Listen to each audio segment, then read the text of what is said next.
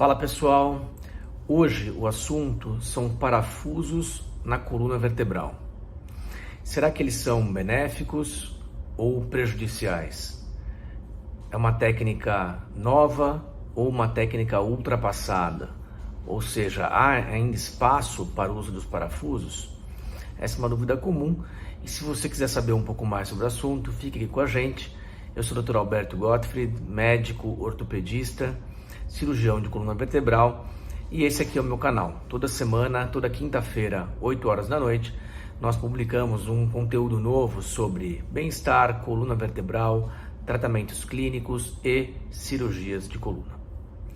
Muito bem, é muito comum a dúvida que os pacientes trazem sobre a colocação de implantes na coluna vertebral. E dentre eles, o parafuso pedicular, o parafuso ósseo, o parafuso de vértebra, é o mais perguntado, porque é o implante talvez mais utilizado para a coluna. Se você já operou a coluna com ou sem parafusos, provavelmente você já deve ter ouvido falar nesses implantes. E esse é o objetivo dessa conversa de hoje, desmistificar um pouquinho o uso do parafuso pedicular e fazer com que vocês entendam de onde veio a utilização dos parafusos, quais são as funções, para que eles são utilizados, quando eles são utilizados e como que é o processo então de colocação e de recuperação. A primeira coisa então é lembrar um pouco do histórico da cirurgia de coluna, de onde nós viemos. Os primeiros implantes metálicos na coluna, eles vêm da década de 60, então lá para 1962 mais ou menos, começaram as cirurgias de escoliose, que são os desvios na coluna, por várias razões, escolioses secundárias à poliomielite na época, que tinha bastante, escoliose secundária à paralisia cerebral, deformidades como na tuberculose, que é uma infecção óssea que destruía e destrói ainda parte da coluna, gerando um desvio que precisava ser corrigido, Então essas eram as doenças da época, e elas tinham que ser tratadas com algum tipo de dispositivo que proporcionasse a correção, porque a coluna estava desalinhada, eram doenças que cursavam com um desalinhamento da coluna. Foi daí que veio a necessidade de desenvolvimento dos implantes, porque antes disso, o que se consistia as cirurgias de coluna, para essas pessoas que tinham o desalinhamento da coluna? O paciente era colocado numa tração, então uma tração que fixava a cabeça, fixava as pernas. Ele ficava semanas sendo puxado na cama ou sentado na cadeira, puxado para cima e para baixo. E depois disso ele era levado para o centro cirúrgico, ele era operado, colocava-se enxerto ósseo na coluna para fazer ela grudar e gesso. O paciente ficava com gesso aí 1 ano, em média, para que se colasse numa posição um pouco melhor. Qual que é a grande limitação disso, nessa época? A correção era muito pequena, porque tudo que se ganhava, entre aspas, ou parte do que se ganhava com a tração, depois no gesso ia afrouxando, isso acabava se perdendo.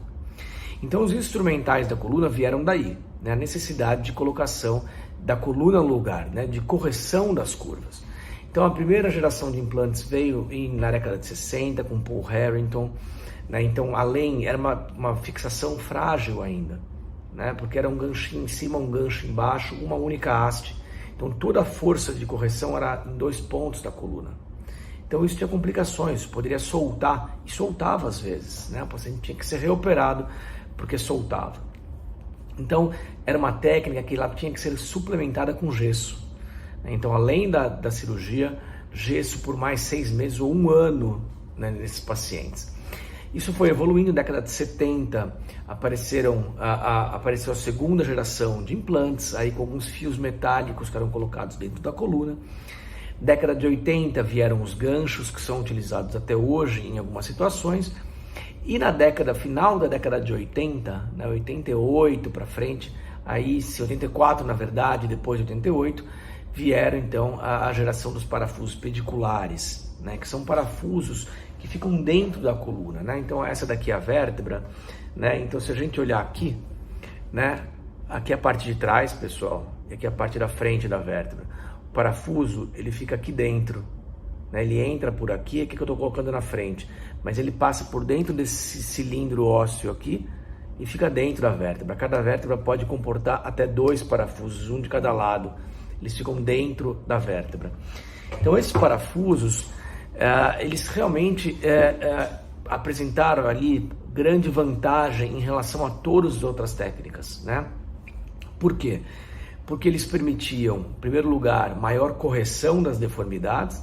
Então as curvas que eram corrigidas menos passaram a ser corrigidas mais, porque os parafusos dão mais poder de correção, são mais estáveis, né? E possuem aí vantagens em relação à correção e estabilidade, e dispensam também o uso de imobilização externa, né? Então com o parafuso você não precisa colocar um colete, um gesso depois da cirurgia. Muito bem, então essa foi a grande evolução do uso dos parafusos pediculares para deformidades. E aí o seu uso acabou sendo expandido para outras coisas, né?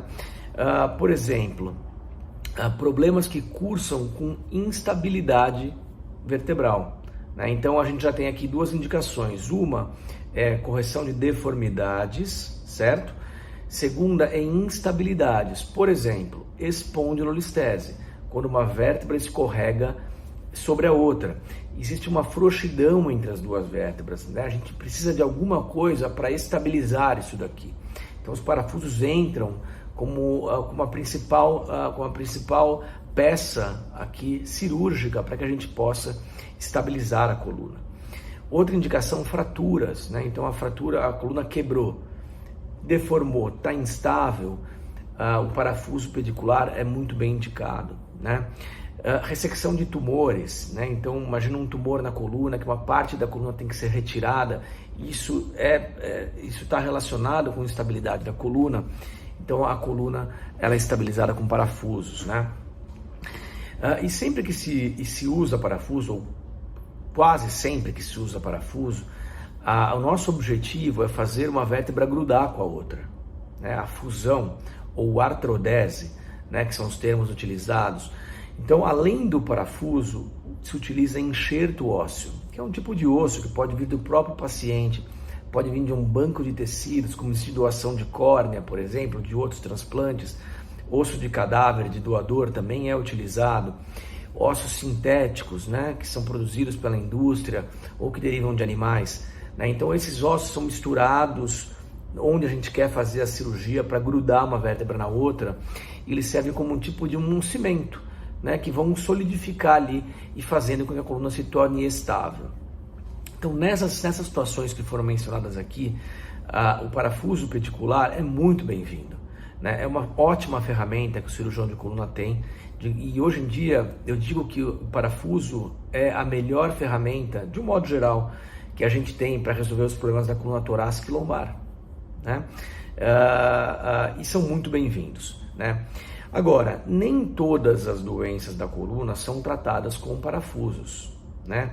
Então, doenças que são estáveis, né, que não existe instabilidade mecânica, como por exemplo hérnia de disco, e a maior parte ou grande parte dos casos de estenose de canal sem instabilidade, não precisam de parafusos.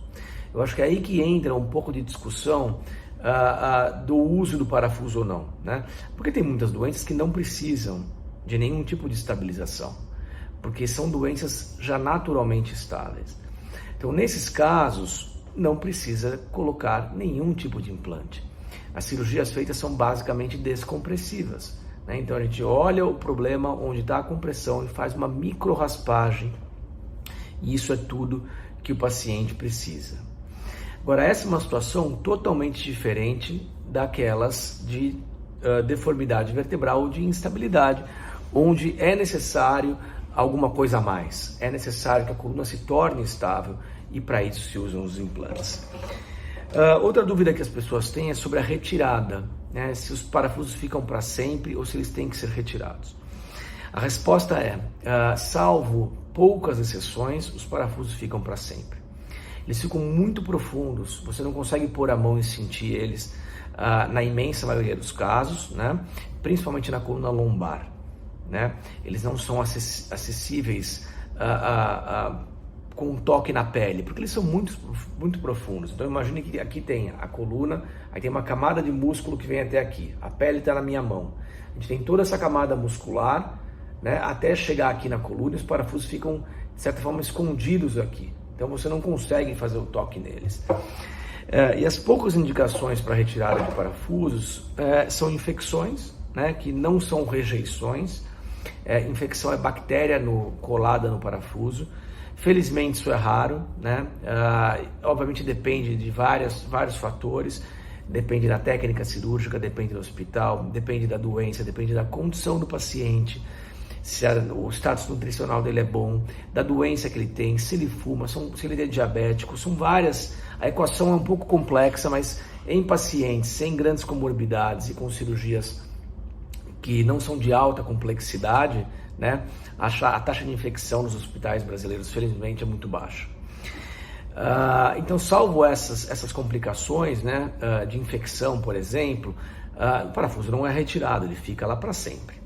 Ele vai te causar algum prejuízo? Não, porque se a gente lembrar, né, que o parafuso está junto com o enxerto ósseo, a hora que esse enxerto ósseo cicatrizar, né, o parafuso ele praticamente perde a sua função, porque já grudou, já foi resolvido a questão da instabilidade e o parafuso fica ali quietinho, então para sempre, e não costuma incomodar.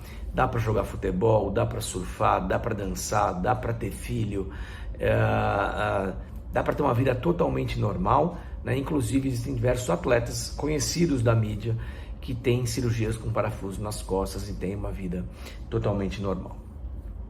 Era essa então a minha conversa hoje sobre parafusos na coluna, um pouquinho do histórico, como é que é feito e o tipo de limitação que você vai ou não ter com o uso do parafuso, e tirar um pouquinho aí dessa dúvida geral que as pessoas têm sobre a sua indicação e a sua necessidade.